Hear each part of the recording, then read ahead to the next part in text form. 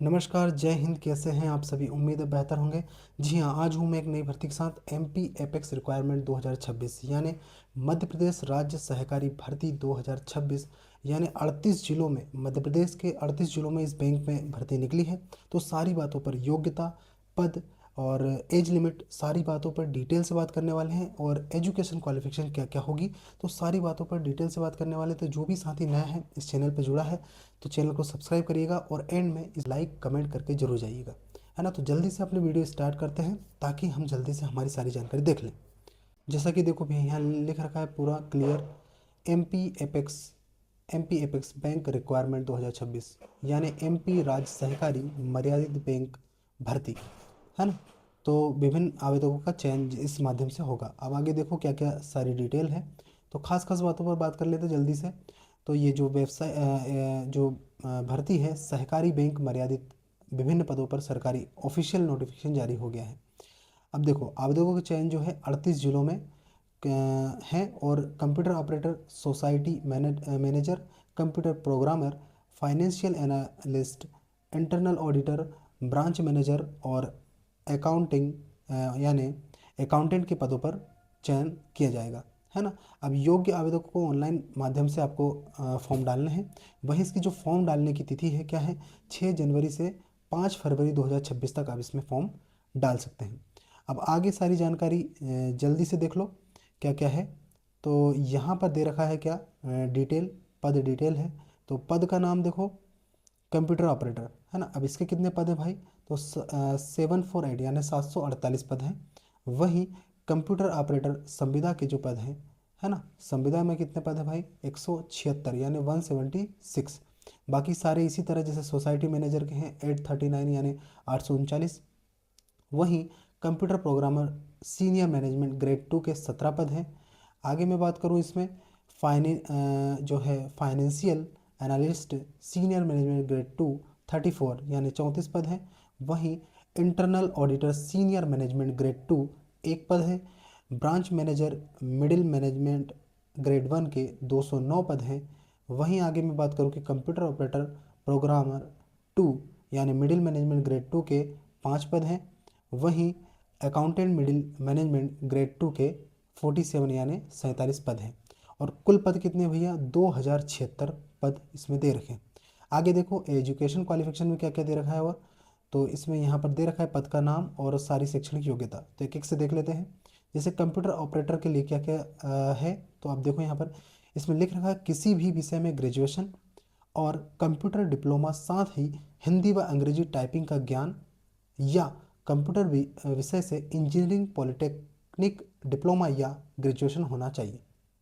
समझ में आई बात, कि किसी भी विषय से ग्रेजुएशन और कंप्यूटर डिप्लोमा, साथ ही हिंदी व अंग्रेजी टाइपिंग का ज्ञान होना चाहिए, या कंप्यूटर विषय से इंजीनियरिंग होनी चाहिए, वहीं पॉलिटेक्निक डिप्लोमा साथ में, या ग्रेजुएशन। ठीक है। आगे देखो, सोसाइटी मैनेजर की देखो क्या क्या चीज़ें हैं इसमें। तो सोसाइटी मैनेजर में है किसी भी विषय से ग्रेजुएशन और कंप्यूटर डिप्लोमा, साथ ही हिंदी व अंग्रेजी टाइपिंग, ये 3-4 चीज़ इसमें चाहिए, या कंप्यूटर विषय से इंजीनियरिंग और पॉलिटेक्निक डिप्लोमा, या फिर इसमें ग्रेजुएशन चाहिए। तो सारी बात आप समझ गए होंगे मेरी बातों को। आगे देखो, computer programmer senior management grade 2 यानी BE, BTech, CS, IT, MCA, MSc, CS या आईटी, तथा 2 वर्ष का प्रोग्रामिंग अनुभव। यानी ये जो ये कंप्यूटर प्रोग्रामर में जो फील्ड है, कौन है वो, पूरे साइंस वाले हैं, साइंस एंड टेक वाले। आगे देखो, financial analyst senior management grade 2।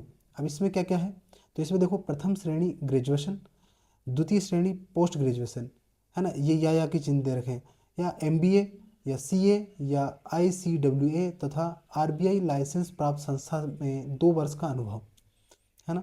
आगे देखो, internal auditor senior management grade 2 प्रथम श्रेणी ग्रेजुएशन, द्वितीय श्रेणी पोस्ट ग्रेजुएशन या एमबीए, सीए, आईसीडब्ल्यूए तथा आरबीआई लाइसेंस प्राप्त संस्था में 2 वर्ष का अनुभव होना चाहिए।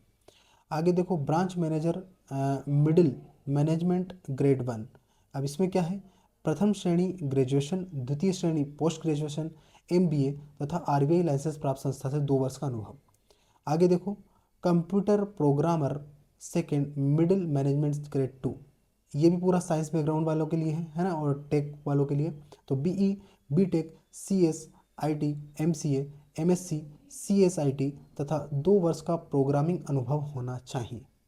आगे देखो, आगे इसमें दे रखा है अकाउंटेंट मिडिल मैनेजमेंट ग्रेड 2, प्रथम श्रेणी ग्रेजुएशन या द्वितीय श्रेणी पोस्ट ग्रेजुएशन या एमबीए, है ना। अब यहाँ से आगे अपन देखते हैं सैलरी भी है।